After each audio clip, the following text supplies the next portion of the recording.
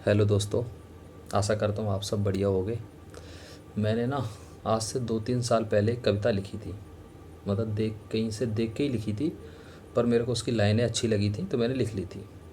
तो और मैं उसे भूल भी गया था, मतलब काफ़ी लंबे समय से मेरे को याद नहीं थी। तो आज ना मैं थोड़ा अपने आप से ऐसे निराश चल रहा था कि अरे यार पता नहीं कुछ हो नहीं रहा जीवन में। ऐसे ही सोच रहा था अपने बारे में कि यार इतने टाइम से मेहनत कर रहे हैं, कुछ हो नहीं रहा। बीच में तैयारी मतलब अच्छे नहीं करते, छोड़ देते हैं, ढीले पड़ जाते हैं।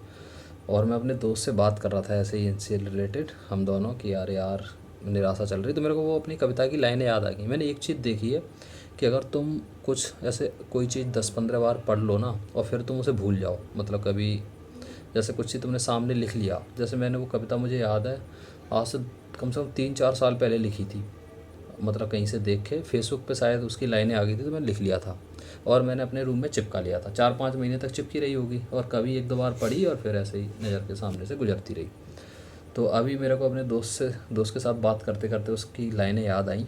और क्या कविता थी मैं सुनाता हूँ, एकदम मोटिवेशनल फुल।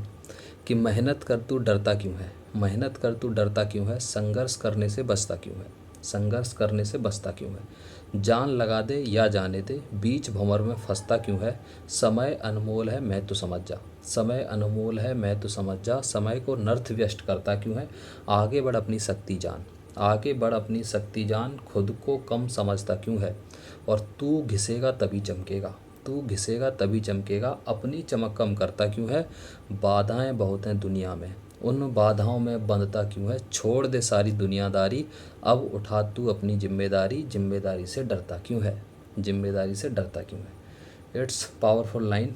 मतलब जब मैंने इन्हें पहली बार पढ़ा था तो मेरे अंदर बहुत तगड़ी एनर्जी आ गई थी। फिर मैं इन्हें भूल गया था। फिर वही अपना मतलब धीरे धीरे करके कभी पढ़ लिया, कभी फिर मैंने रूम चेंज कर दिया तो वो हट गए। वो मतलब पर्चे अपने निकाल लिए, कहीं रख दिए बैग में, फिर वो दोबारा मिले ही नहीं, कभी ढूंढे ही नहीं।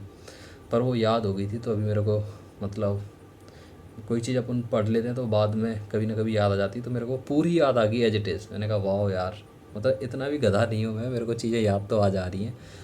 तो मैंने कहा चलो रीस्टार्ट कर सकते हैं हम।